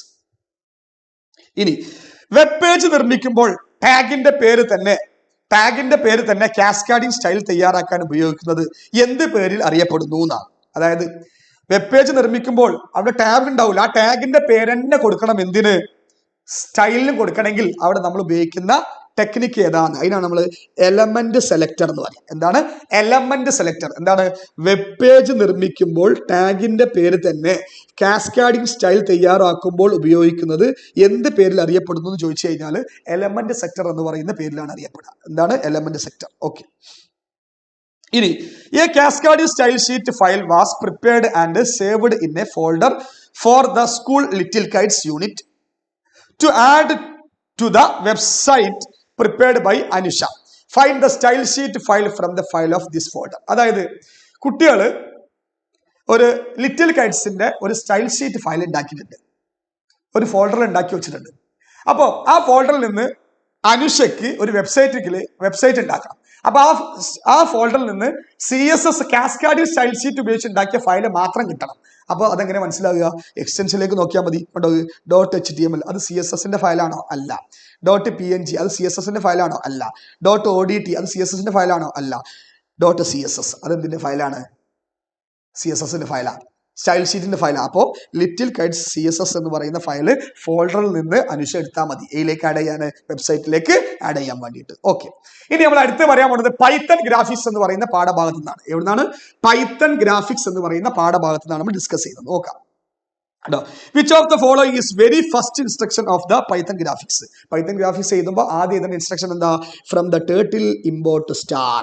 From turtle import star എന്ന് പറയുന്ന ഫയലാണ് ആദ്യം നമ്മൾ എഴുതുക. അടുത്ത ചോദ്യം അല്ലേ, പൈത്തൺ ഗ്രാഫിക്സ് പ്രോഗ്രാമുകളുടെ ഔട്ട്പുട്ട് ലഭിക്കുന്നത് എവിടെയാണ്? പൈത്തൺ ഷെല്ലിലാണോ? IDLE ജാലകത്തിലാണോ? പൈത്തൺ ഗ്രാഫിക്സ് ജാലകത്തിലാണോ? അല്ലെങ്കിൽ ബ്രൗസറിലാണോ? ഔട്ട്പുട്ട് ലഭിക്കൽ എവിടെയാണ് നിങ്ങൾക്ക്? അതിന്റെ ഇമേജ് എവിടെ കിട്ടല്? യെസ്, പൈത്തൺ അല്ലെ. എവിടെയാണ്? പൈത്തൺ ഗ്രാഫിക്സ് വിൻഡോയിലാണ്. എവിടെയാണ്? പൈത്തൺ ഗ്രാഫിക്സ് വിൻഡോയിലാണ്, അല്ലെങ്കിൽ പൈത്തൺ ഗ്രാഫിക്സ് ജാലകത്തിലാണ്. ഓക്കെ. അടുത്ത ചോദ്യം നോക്ക്. Identify the additional software required for the creation of geometrical figures in Python programming language. നിങ്ങൾ പൈത്തൺ പ്രോഗ്രാമിംഗ് ലാംഗ്വേജിൽ നിങ്ങൾ ഒരുപാട് ചെയ്തൊരു സംഗതിയാണ് എന്ത് അറിയോ? റെക്ടാങ്കിൾ വരയ്ക്കുക, ട്രയാങ്കിൾ വരയ്ക്കുക, അതേപോലെ ഒരുപാട് ചിത്രങ്ങൾ വരയ്ക്കുക, അതേപോലെ എന്ത് ചെയ്യാണ്? സ്ക്വയർ വരയ്ക്കുക. ഇതൊക്കെ വർക്ക് ചെയ്യണമെങ്കിൽ ഒരു സോഫ്റ്റ്വെയർ നിങ്ങൾ അതിലേക്ക് ആഡ് ചെയ്യണം. ആ സോഫ്റ്റ്വെയറിന്റെ പേരാണ് നിങ്ങൾ ഫ്രം ടേർട്ടിൽ എന്ന് പറയില്ലേ? ആ ടേർട്ടിൽ എന്ന് പറഞ്ഞാൽ ഒരു സോഫ്റ്റ്വെയർ ആഡ് ചെയ്യണം. അതാണ് ഇവിടെ കൊടുത്തത്. ടേർട്ടിൽ ആഡ് ചെയ്യണം. ടേർട്ടിൽ ആഡ് ചെയ്യാതെ ഒരിക്കലും ജോമെട്രിക്കൽ ഷേപ്പ് എന്ത് ചെയ്യൂല? ഡിസ്പ്ലേ ആയി വരൂല. സ്ക്വയർ എഴുതി കഴിഞ്ഞാൽ എഴുതി വരൂല. അതേപോലെ റെക്ടാങ്കിൾ വരച്ചാൽ റെക്ടാങ്കിൾ വരൂല. ട്രയാങ്കിൾ വരച്ചാൽ ട്രയാങ്കിൾ വരൂല. അത് വരണമെങ്കിൽ നിങ്ങൾ എന്ത് തീർച്ചയായിട്ടും ഇമ്പോർട്ട് ചെയ്യണം? ടേർട്ടിൽ എന്ന് പറയുന്ന സാധനങ്ങൾ ഇമ്പോർട്ട് ചെയ്യണം, അല്ലെങ്കിൽ അവിടേക്ക് കൊടുക്കണം. എന്നാലേ വരുള്ളൂ എന്ന് മനസ്സിലാക്കുക കേട്ടോ. അപ്പോൾ അടുത്ത ചോദ്യം, പൈത്തൺ പ്രോഗ്രാം ഉപയോഗിച്ച് പാറ്റേൺ നിർമ്മിക്കുമ്പോൾ പാറ്റേണിലെ വരകൾക്ക് നീല നിറം ലഭിക്കാൻ ഏത് നിർദ്ദേശം കൊടുക്കണം? സിമ്പിൾ ആയിട്ട് കൊടുക്കുക. എന്താ? നീല നിറങ്ങൾ. ഇപ്പൊ ഞാൻ ഇങ്ങനെ വരയ്ക്കുമ്പോൾ ഇതിന് നീല നിറം കിട്ടണം, ഇതിന് ബ്ലൂ കളർ കിട്ടണം. ബ്ലൂ കളർ കിട്ടണമെങ്കിൽ എന്തെടുക്കാം? സിമ്പിൾ ആയിട്ട് പറയാം, എന്താ ഇത് കൊടുത്താൽ മതി, എന്താ കളർ, എന്നിട്ട് ബ്രാക്കറ്റ് ഓൺ ആക്കും, എന്നിട്ട് അതിന്റെ ഇൻവേർട്ടർ കോമന്റിനുള്ളിൽ ബ്ലൂ എന്ന് കൊടുക്കട്ടോ. ഇതാണ് ഇതിന് കറക്റ്റ്, ഇതാണ് ആൻസർ കേട്ടോ. ഇങ്ങനെ കൊടുത്താൽ എന്ത് ചെയ്യും? ആ പോണ ലൈനിന് എന്ത് വരും? നീല കളർ വരും, ബ്ലൂ കളർ വരും. ഇനി അടുത്തത് വിച്ച് ഓഫ് ദ ഫോളോയിങ്, ഇത് നേരത്തെ ചോദിച്ച ചോദ്യം തന്നെ, അതിന്റെ ഇംഗ്ലീഷാണ്. ഓക്കെ, ഇനി അടുത്താണ് which of the following instruction is to be used in a Python graphics program, give different colours to the geometrical figures. ഓരോ ജിയോമെട്രിക്കൽ ഷേപ്പിനും ഡിഫറെന്റ് കളേഴ്സ് കൊടുക്കണമെങ്കിൽ അവിടെ എന്ത് കൊടുക്കണം? ഏതാ അതിൽ ഓപ്ഷൻ കൊടുക്കണം? പെൻ കളറാണോ, അല്ലെങ്കിൽ കളർ മാത്രമാണോ അല്ലേ? അപ്പോ ഈ കളറ് മാത്രമാണെങ്കിൽ അതാണ് ഓരോ ജോമെട്രിക്കും വേറെ വേറെ കളർ കൊടുക്കാനുള്ളത് അല്ലേ? അപ്പൊ കളർ എന്നിട്ട് രണ്ട് ഓപ്പൺ ആൻഡ് ക്ലോസ്ഡ് ബ്രാക്കറ്റ് ഇങ്ങനെ കൊടുക്കുക കേട്ടോ. കളർ, ഇതാണ് നമ്മൾ ചൂസ് ചെയ്യേണ്ടത്. അടുത്ത ചോദ്യം, പൈത്തൺ ഗ്രാഫിക്സ് പ്രോഗ്രാമിൽ ചുവന്ന നിറത്തിൽ രൂപം വരയ്ക്കുകയും വരച്ച ശേഷം നീല നിറം നിറയ്ക്കുകയും ചെയ്യാൻ താഴെ കൊടുത്ത ഏത് നിർദ്ദേശമാണ് സ്വീകരിക്കേണ്ടത്? അതായത് ചുവന്ന നിറത്തിൽ എന്ത് ചെയ്യുക? രൂപം വരയ്ക്കുക, എന്നിട്ട് അതിൻ്റെ ഉള്ളിൽ നീല കളർ കൊടുക്കണം. ഇതിൻ്റെ ഉള്ളിൽ നീല കളർ വരണം. യെസ്, ഇതിൻ്റെ ഉള്ളിൽ നീല കളർ വരണം. വാട്ട് വി ക്യാൻ ഡു, നമുക്ക് എന്ത് ചെയ്യാൻ പറ്റും? അതിൽ കൊടുക്കേണ്ട സാധനമാണ് എന്ത്? കളർ, എന്നിട്ട് എന്ത് ചെയ്യുക? സ്ട്രോക്ക്, ഇതാണ് ഈ കാണുന്ന ഭാഗം. ചുവന്ന നിറം കൊടുക്കണമെങ്കിൽ പുറത്ത് ചുവന്ന നിറം കൊടുക്കണമെങ്കിൽ അത് റെഡ് സെലക്ട് ചെയ്യുക, പിന്നെ ബ്ലൂ. കണ്ടങ്ങൾ, ഇപ്പൊ ഇതാണ് ഇതിന്റെ ആൻസർ. കളർ, പിന്നെ ബ്രാക്കറ്റ് ഓപ്പൺ ചെയ്യുക, എന്നിട്ട് ഇൻവെർട്ടഡ് കോമ്പിൽ റെഡ് കൊടുക്കുക. അപ്പൊ റെഡ് വരുമ്പോൾ സ്ട്രോക്ക് വരും, പിന്നെ ബ്ലൂ കൊടുത്തു കഴിഞ്ഞാൽ ഫില്ലായിട്ടും വരും. ഓക്കെ അല്ലേ? അപ്പൊ ഇതാണ് ഇതിന്റെ കറക്റ്റ് ആൻസർ കേട്ടോ. ഓക്കെ, ശരി. അടുത്ത ചോദ്യത്തിലേക്ക് പോവാം. Identify the output of the given Python graphics program. ഈ പൈത്തൺ ഗ്രാഫിക്സ് പ്രോഗ്രാമിൽ ഔട്ട്പുട്ട് എന്തായിരിക്കും? ഇതിന്റെ ഔട്ട്പുട്ട് എന്തായിരിക്കും എന്നാണ് ചോദ്യം. എന്താ? ഇപ്പൊ നോക്ക്, ഔട്ട്പുട്ട് നോക്കണേ, ഇവിടെ നോക്കിയാൽ അത് റേഞ്ച് 4 എന്ന് കൊടുത്തു. പിന്നെ റേഞ്ച് 4 ആണെങ്കിൽ 4 വട്ടം പ്രവർത്തിക്കുന്നതാണ്. പിന്നെ ഫോർവേഡ്, അപ്പോൾ ഇതിന്റെ ദൂരം 150 യൂണിറ്റ്. പിന്നെ റൈറ്റ്, വലത്തെ ഭാഗത്തേക്ക് 90 ഡിഗ്രി, അപ്പൊ ഇങ്ങനെ തിരി 90. പിന്നെ ഇത് ഒരു വട്ടം പ്രവർത്തിച്ചു, പിന്നെ അടുത്ത വട്ടം ഇങ്ങനെയും പ്രവർത്തിച്ചു അല്ലേ? അപ്പോ 90, 90, 90, പിന്നെ 90. ഇത് സത്യത്തിൽ എന്താണ്? ഒരു സ്ക്വയർ ആണ് കേട്ടോ. ഇത് 150 ഇക്കാരം, ഇത് 150 ഇക്കാരം, ഇത് 150 ഇക്കാരം, ഇത് 150 ഇക്കാരം. ഓക്കെ, അപ്പോ ഇതെന്താണ്? ഒരു സ്ക്വയർ ആണ് കേട്ടോ. അപ്പോ ഇവിടെ കിട്ടുന്നത് എന്താ? സ്ക്വയർ ആണ്. കാരണം എന്താ? 4 വട്ടം പ്രവർത്തിച്ചു, അപ്പൊ 4 വട്ടം വർക്കും. പിന്നെ ഇവിടെ 90 എന്ന് കണ്ടാൽ തന്നെ മനസ്സിലാക്കുക, 90 ആംഗിൾ. സ്ക്വയറിന്റെ അടിയിൽ നോക്ക്, ഇതിന്റെ അടിയിലൊക്കെ 90 ഉണ്ടെങ്കിൽ ആംഗിൾ അല്ല ഉണ്ടാവുക. യെസ്, അപ്പൊ ഇത് സ്ക്വയർ ആണ് കേട്ടോ. ഓക്കെ, അടുത്തത്, പൈത്തൺ ഗ്രാഫിക്സ് പ്രോഗ്രാമുകളിൽ രൂപങ്ങളിൽ നിറം നൽകുന്നതിന് വേണ്ടി ഉപയോഗിക്കുന്ന ബിഗിൻ ഫില്ല് എന്ന നിർദ്ദേശത്തോട് ചേർന്ന് നൽകേണ്ട നിർദ്ദേശം. ബിഗിൻ ഫില്ല് എവിടെയൊക്കെ കൊടുത്തുണ്ടോ അതിന്റെ ഒപ്പം നിർബന്ധമായിട്ട് കൊടുക്കേണ്ട സാധനമാണ് end fill. Begin fill start ചെയ്തിട്ടുണ്ടെങ്കിൽ അവിടെ എൻഡ് ഫില്ല് ഉണ്ടായിരിക്കണം. ഓക്കെ, അടുത്ത്, identify the command used to make the Python instruction execute repeatedly for the program. ഒരു പ്രോഗ്രാം റിപ്പീറ്റഡ് ആയിട്ട് വർക്ക് ചെയ്യണം. ഇപ്പോൾ നോക്ക്, ഇവിടെ കണ്ടകൾ ഫോർ എന്ന് പറഞ്ഞ പ്രോഗ്രാം. ഈ പ്രോഗ്രാം എന്ന് പറഞ്ഞാൽ ഒരു വട്ടം ഇതൊന്ന് നടക്കാൻ, പിന്നെ ഇതൊന്ന് നടക്കാൻ, 2, 3 ഇതിങ്ങനെ റിപ്പീറ്റ് ആയിട്ട് നടക്കണമെങ്കിൽ അവിടെ ഉപയോഗിക്കേണ്ട ടൂൾ ഏതാണ്? 4 ആണ്. 4 ടൂൾ. 4 എന്ന് പറഞ്ഞാലാണ് റിപ്പീറ്റ് ചെയ്ത് പ്രോഗ്രാം എന്ത് ചെയ്യുക? നടക്കുക പൈത്തൺ ഗ്രാഫിക്സിൽ. ഓക്കെ, ഇനി അടുത്ത നെറ്റ്വർക്കിംഗ് എന്ന് പറഞ്ഞ ഭാഗത്താണ് ചോദ്യം. നെറ്റ്വർക്കിംഗ് ഓക്കെ അല്ലേ? റെഡി അല്ലേ? എന്താ നോക്കാം നെറ്റ്വർക്കിംഗിൽ. Okay, identify the number of wires found in UTP cable. UTP cable അറിയില്ലേ? നെറ്റ്വർക്ക് കേബിൾ ആണ് കേട്ടോ. ആ കേബിളിൽ എത്ര വയർ ഉണ്ടാവും? 8 വയർ ഉണ്ടാവും. സിമ്പിൾ. അടുത്തത്, ലാബിലെ ഒരു കമ്പ്യൂട്ടർ സേവ് ചെയ്തിട്ടുള്ള ഫയലിനെ അതേ ലാബിലെ മറ്റൊരു കമ്പ്യൂട്ടറിലേക്ക് പങ്കുവെക്കാൻ താഴെ കൊടുത്ത ഏത് സൗകര്യമാണ് ഉപയോഗപ്പെടുത്തുക? സിമ്പിൾ ആയിട്ട് പറഞ്ഞാൽ നെറ്റ്വർക്കിംഗ്, സംശയമൊന്നുമില്ല. നെറ്റ്വർക്കിംഗ് എന്ന് പറഞ്ഞ ടൂൾ ഉപയോഗിച്ചിട്ട് ഈ കമ്പ്യൂട്ടറിലെ ഡാറ്റ മറ്റൊരു കമ്പ്യൂട്ടറിലേക്ക് എന്ത് ചെയ്യും? എടുക്കാം. ഓക്കെ, അടുത്തത്, identify the number of pairs of wires found in UTP cable. UTP കേബിളിൽ ടോട്ടല് 8 വയറുണ്ടാവും. പക്ഷെ എത്ര പേരുണ്ടാവും? 4 പേരാണ്ടാവും. 4 പേരാണ്ടാവും കേട്ടോ. ഇവിടെ പേരിന്റെ എണ്ണ ചോദിച്ചത്, അല്ലാതെ കേബിളിന്റെ എണ്ണ അല്ല. Yes, okay. പിന്നെ ചുവടെ തന്നിരിക്കുന്നതിൽ നെറ്റ്വർക്ക് ഹബിന് പകരം ഉപയോഗിക്കാവുന്ന ഉപകരണം ഏത്? നെറ്റ്വർക്കിലെ ഹബിന് പകരം ഉപയോഗിക്കേണ്ട സാധനം ഏതാ? സ്വിച്ചാണ്. സ്വിച്ച് ഹബിന് പകരമായിട്ട് പ്രവർത്തിക്കുന്നത് ആരെ കൊണ്ട് പറ്റും? സ്വിച്ചിനെ കൊണ്ട് പറ്റും. അടുത്തത്, identify the connector used to connect UTP cable to the computer. കമ്പ്യൂട്ടറുമായിട്ട് UTP കേബിൾ, അതായത് നെറ്റ്വർക്ക് കേബിൾ കണക്ട് ചെയ്യണമെങ്കിൽ അവിടെ ഉപയോഗിക്കുന്ന കണക്ടറിന്റെ പേര് എന്താണ്? RJ45. കമ്പ്യൂട്ടറിന്റെ ബാക്കിൽ ഇങ്ങനെ ഇന്റർനെറ്റിന്റെ ഒരു കേബിൾ കൊടുത്താണ് കുത്തൂല്ലേ? ആ കുത്തുന്ന കേബിളിനെ, നെറ്റ്വർക്ക് കേബിളിനെ വിളിക്കുന്ന പേരാണ് കേബിളിന്റെ UTP കേബിൾ എന്ന് വിളിക്കും. അവിടെ കണക്ട് ചെയ്യുന്ന പിന്നിനെ വിളിക്കുന്ന പേരാണ് RJ45 എന്ന് വിളിക്കും. എന്താ വിളിക്കുക? RJ45. ഇനി അടുത്ത്, identify the connector which is used to connect modem to telephone network. അതായത് ടെലിഫോൺ നെറ്റ്വർക്ക് ഉണ്ടാവുമല്ലോ, നിങ്ങളുടെ വീട്ടിൽ BSNL ലാൻഡ് ലൈൻ കണക്ഷൻ ഉണ്ടാവും, അതിലേക്ക് കണക്ട് ചെയ്യുന്ന കണക്ടറിന്റെ പേരെന്താണ്? അതിന്റെ കണക്ടറിന്റെ പേരാണ് RJ11. കമ്പ്യൂട്ടറിനോട് കണക്ട് ചെയ്യുന്ന കണക്ടറിന്റെ പേര് RJ45. എന്നാൽ ടെലിഫോൺ മൊബൈൽ ലാൻഡ് ഫോൺ കണക്ഷനുമായി കണക്ട് ചെയ്യുന്ന അല്ലെ ടെലിഫോണുമായി കണക്ട് ചെയ്യുന്ന കണക്ടറിന്റെ പേരാണ് RJ11 എന്ന് വിളിക്കും. എന്താ വിളിക്കുക? RJ11. ഓക്കെ. ഇനി കമ്പ്യൂട്ടറിൽ വിവരങ്ങൾ പ്രോസസ് ചെയ്യുന്നതും സൂക്ഷിക്കുന്നതും ചുവടെ കൊടുത്തിരിക്കുന്ന ഏത് രൂപത്തിലാണ്? ഏത് രൂപത്തിലാ? അനലോഗ് അല്ല, പിന്നെ എന്താ RF തരംഗമല്ല, ഇൻഫ്രാറെഡ് അല്ല, പിന്നെ എന്താ ഡിജിറ്റൽ രൂപത്തിലാണ് സംഭരിച്ചു വെക്കുക. അതായത് കമ്പ്യൂട്ടറിലുള്ള എല്ലാ ഫയലും സംഭരിച്ചു വെക്കുക, സ്റ്റോർ ചെയ്യുന്ന ഏത് രൂപത്തിലാ? ഡിജിറ്റൽ രൂപത്തിലാണ് മനസ്സിലാക്കുക കേട്ടോ. ഇനി which of the following is used to wireless network? അല്ലെ, ഇതിൽ താഴത്ത് വയർലെസ് നെറ്റ്വർക്കിൽ ഉപയോഗിക്കുന്ന വേവ്സ് ഏതാണെന്നാണ് ഇവിടെ കൊടുത്തിട്ടുണ്ട്. ഏതാ? റേഡിയോ വേവ് എന്ന് കൊടുത്തിട്ടുണ്ട്, സൗണ്ട് വേവ് കൊടുത്തിട്ടുണ്ട്, ഇൻഫ്രാറെഡ് വേവ് എന്ന് കൊടുത്തിട്ടുണ്ട്, അൾട്രാ വയലറ്റ് വേവ് ഉണ്ട്. അപ്പോൾ വയർലെസ് നെറ്റ്വർക്കിൽ എപ്പോഴും ഉപയോഗിക്കുന്ന വേവാണ് റേഡിയോ വേവ്. ഏതാണ്? റേഡിയോ വേവ് കേട്ടോ. ഏതാണ്? Radio wave. മറക്കരുത്. അടുത്ത ചോദ്യം, ഒരു നെറ്റ്വർക്കിലുള്ള കമ്പ്യൂട്ടറുകൾ തമ്മിൽ വിവര കൈമാറ്റം നിയന്ത്രിക്കുന്നതിനുള്ള ഉപകരണം ചുവടെ നൽകിയിരുന്നത് ഏതാണ്? പ്രിന്റർ ഉണ്ട്, സ്കാനർ ഉണ്ട്, വെബ് ക്യാമറ ഉണ്ട്, ഹബ് ആൻഡ് സ്വിച്ച് ഉണ്ട്. അപ്പൊ സിമ്പിൾ ആയിട്ട് പറയാം, ഇതാണ് ഹബ് ആൻഡ് സ്വിച്ച് ആണ്. ഒരു നെറ്റ്വർക്കിൽ എന്താ കാര്യങ്ങൾ നിയന്ത്രിക്കാൻ വേണ്ടി ഉപയോഗിക്കുന്ന ആള് ശരിക്കും ആരാ? ഹബ്ബോ അല്ലെങ്കിൽ സ്വിച്ചോ? ഹബ് ആയാലും കുഴപ്പമില്ല, സ്വിച്ച് ആയാലും കുഴപ്പമില്ല. ഓക്കെ. ഇനി അടുത്തത്, which of the following device is essential to avail internet through the telephone network? Telephone നെറ്റ്വർക്കിൽ ഇന്റർനെറ്റ് കിട്ടണമെങ്കിൽ അവിടെ വേണ്ട ഉപകരണം ഏതാണ്? വീട്ടിൽ നിർബന്ധമായിട്ട് വേണ്ട ഉപകരണമാണ് മോഡം. ഏതാണ്? മോഡം. മോഡം ഇല്ലാതെ ഒരിക്കലും എന്ത് ചെയ്യാൻ പറ്റൂല, നമുക്ക് നെറ്റ്വർക്ക് കിട്ടൂല, ഇന്റർനെറ്റ് കിട്ടൂല. ഓക്കെ. ഇനി വിവരങ്ങൾ പരസ്പരം കൈമാറക്കത്ത വിധത്തിൽ കമ്പ്യൂട്ടറുകളുടെ ബന്ധിപ്പിക്കുന്ന സംവിധാനത്തെ നമ്മൾ എന്ത് വിളിക്കും? കമ്പ്യൂട്ടർ നെറ്റ്വർക്ക് എന്ന് വിളിക്കും. അതായത് വിവരങ്ങൾ കൈമാറ്റം ചെയ്യാൻ വേണ്ടിയിട്ട് കമ്പ്യൂട്ടർ തമ്മിൽ കണക്ട് ചെയ്യുന്ന നെറ്റ്വർക്കിനെ എന്താ വിളിക്കുക? യെസ്, കമ്പ്യൂട്ടർ നെറ്റ്വർക്ക് എന്ന് വിളിക്കും കേട്ടോ. ഇനി അടുത്ത മാപ്പ് റീഡിംഗ് എന്ന് പറഞ്ഞിട്ട് പാഠത്തിലുള്ള ചോദ്യം പറയുന്നത് മാപ്പ് റീഡിംഗ് എന്ന് പറയുന്ന ചാപ്റ്ററിലെ ഭാഗമാണ് പറയുന്നത്. ശ്രദ്ധിച്ചോ, എന്താണ് മാപ്പ് റീഡിംഗ്? ശ്രദ്ധിച്ചോ. യെസ്, രാവും പകലും പോലുള്ള ഭൗമ സവിശേഷതകളെ കുറിച്ചും വിവിധ രാജ്യങ്ങളിലെ വ്യത്യസ്ത സമയമേഖലയെ കുറിച്ചും മനസ്സിലാക്കാൻ ചുവടെ നൽകിയിരിക്കുന്നതിൽ ഏത് സോഫ്റ്റ്വെയർ ആണ് അനുയോജ്യം? ഏതാണ്? ഏതാണ്? യെസ്, ഏതാണ്? മാപ്പ് അല്ലെങ്കിൽ സമയമേഖലയ്ക്ക് തിരിച്ചറിയാൻ ഏതാ? സൺക്ലോക്ക് ആണ്. ഏതാണ്? ഇതിൽ സൺക്ലോക്ക് ആണ് ഉപയോഗിക്കേണ്ടത്. ജിയോജിബ്ര അതിനുള്ളതല്ല, ജിഫ് അതിനുള്ളതല്ല, പിന്നെന്താ ജിസ് അല്ല, ജിസ് അതിനുള്ളതല്ല, ഇങ്ക്സ്കേപ്പ് അതിനുള്ളതല്ല. പിന്നെ അടുത്തത്, താഴെ കൊടുത്തിരിക്കുന്നവയിൽ ഏതാണ് ഉപയോക്താക്കളിൽ നിന്നുള്ള വിവരങ്ങൾ അടിസ്ഥാനമാക്കി തയ്യാറാക്കിയ ഓൺലൈൻ ഭൂപട സംവിധാനം? ഓൺലൈൻ ഭൂപട സംവിധാനത്തിൽ ഒന്നേ മാത്രമേ ഉള്ളൂ. ഏതാണ്? വിക്കിമാപ്പിയാണ്. വിക്കിമാപ്പിയ. ഓക്കെ. ഇനി ഉപഭോക്താക്കളിൽ നിന്നുള്ള വിവരങ്ങൾ അടിസ്ഥാനമാക്കിയ ഓക്കെ, അത് കഴിഞ്ഞു. ഇനി അടുത്ത്, ഭൂമിയിലുള്ള ഉപരിതല സവിശേഷതകളും സ്ഥാനീയ വിവരങ്ങളും ഭൂപടങ്ങളായും വിവരങ്ങളായും ശേഖരിച്ച് വിശകലനം ചെയ്ത് പ്രയോജനപ്പെടുത്താൻ കഴിയുന്ന സോഫ്റ്റ്വെയറുകൾ ചുവടെ നൽകിയിരിക്കുന്നതിൽ ഏതാണ്? ഓക്കെ. ഇതില് കോണ്ടന്റ് GIS അല്ലെ, അതേപോലെ ഗ്രാസ്, പിന്നെ ആർക്ക് GIS, പിന്നെ സൺക്ലോക്ക്. ഭൂമിയുടെ ഉപരിതല സവിശേഷതകളും സ്ഥാനീയ വിവരങ്ങളും ഭൂപടങ്ങളായും വിവരങ്ങളായും ശേഖരിച്ച് വിശകലനം പ്രയോജനപ്പെടുത്താൻ അത് ഏതാ ഉത്തരം? സൺക്ലോക്ക് ആണോ? അല്ല. ഏതാണ്? ക്വാണ്ടം GIS ആണ്. ക്വാണ്ടം GIS ഉപയോഗിച്ചിട്ട് നമുക്ക് എന്ത് ചെയ്യാൻ പറ്റും?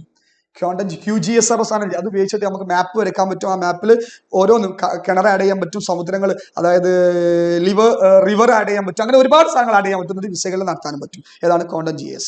ഇനി അടുത്തത്, ക്വാണ്ടം GIS സോഫ്റ്റ്വെയറിൽ ഉപയോഗിക്കുന്ന ഒരു വിഭവ ഭൂപടത്തിൽ ഒരു മാപ്പിൽ നദികൾ അതായത് റിവേഴ്സ് ഏത് രൂപത്തിലാണ് അടയാളപ്പെടുത്തുന്നത്? പോയിന്റ് രൂപത്തിലാണോ, ലൈൻ രൂപത്തിലാണോ, അല്ലെങ്കിൽ പോളിഗൺ രൂപത്തിലാണോ, സർക്കിൾ രൂപത്തിലാണോ? സിമ്പിൾ ആയിട്ട് പറയാം, ഏത് രൂപത്തിലാണ്? ലൈൻ രൂപത്തിലാണ്. കാരണം റിവർ അല്ലേ, റിവർ ഇങ്ങനെ ലൈൻ രൂപത്തിൽ നമ്മൾ വരയ്ക്കുക. ഓക്കെ, സിമ്പിൾ ആയിട്ട്. പിന്നെ ക്വാണ്ടം GISൽ ലെയറുകളെ അതായത് സോഫ്റ്റ്വെയറിൽ പാളികളായി ഉപയോഗിക്കുന്ന ഫയലുകളുടെ എക്സ്റ്റൻഷൻ എന്താണ്? അതായത് നമ്മൾ ലെയർ ഉണ്ടാക്കുമല്ലോ, ഏതില്? QGISൽ. ആ ലെയറിന്റെ എക്സ്റ്റൻഷൻ എന്തായിരിക്കും? ഇതാണ് എക്സ്റ്റൻഷൻ. എന്താ? .shp. എന്താണ് എക്സ്റ്റൻഷൻ? ഡോട്ട്, അല്ലാതെ .QGIS അല്ല, .pdf അല്ല, പിന്നെ .odb അല്ല, പിന്നെ ഏതാണ്? .shp. shp എന്ന് പറഞ്ഞാൽ ആ ലെയറിന്റെ എക്സ്റ്റൻഷൻ ആണ് കേട്ടോ. ഓക്കെ. പിന്നെ ചുവടെ നൽകിയിരിക്കുന്നവയിൽ ഏതാണ് ഒരു ഭൂവിവര വ്യവസ്ഥ സോഫ്റ്റ്വെയർ?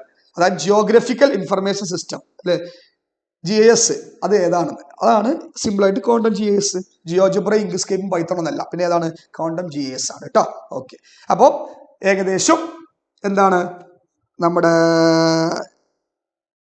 ഭൂപടത്തിന്റെ പാഠം നമ്മൾ കഴിഞ്ഞു. ഓക്കെ, മാപ്പ് റീഡിങ് കഴിഞ്ഞു. ഇനി ദ വർക്കിംഗ് ഓഫ് ഇന്റർനെറ്റ് എന്ന പാഠമാണ്. ഇതില് identify the expanded form of IETF from the following അല്ലെ.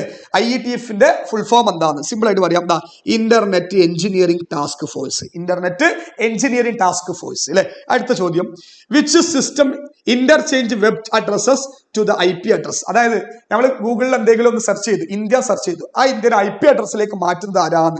DNS ആണ്. DNS ഡൊമൈൻ നെയിം സെർവർ എന്ന് പറഞ്ഞ സാധനമാണ്, അത് മാറ്റുക. ഓക്കെ. അടുത്തത്, who is the founder of world wide web? Tim Berners-Lee. ആരാണ്? Tim Berners-Lee. ആരാണ്? WWW അല്ലെ, ആരാണ് ബിൽഡ് ചെയ്തത് വേൾഡ് വൈഡ് വെബ്? ആരാണ്? ടിം ബേണേഴ്സ്-ലീ ആണ്. ആരാണ്? Tim Berners-Lee. അടുത്ത ചോദ്യം നോക്ക്. IP addresses of website are often translated to name that we can easily remember. What are this name is called? Domain. അപ്പൊ ഇത് ഇന്ത്യ അല്ലെങ്കിൽ ഇന്ത്യ എന്ന് കൊടുത്തു. ആ ഇന്ത്യ എന്ന് പറഞ്ഞാൽ ഇപ്പൊ ഇന്ത്യ എന്ന് എഴുതി കഴിഞ്ഞാൽ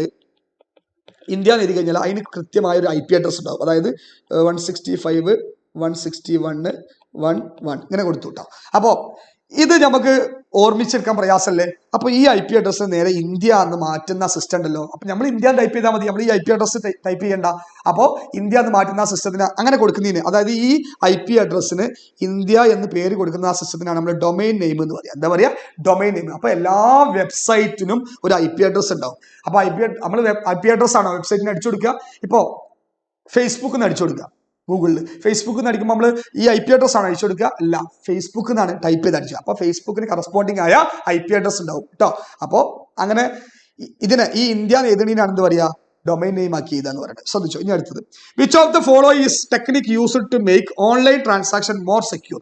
എടാ, ഓൺലൈൻ ട്രാൻസാക്ഷൻ നടക്കുന്ന സമയത്ത് നിങ്ങൾക്ക് ഒരു മെസ്സേജ് വരില്ല, അതിനാണ് നമ്മൾ OTP എന്ന് പറയുക. അത് സെക്യൂർ ആകാൻ വേണ്ടിയിട്ട് OTP.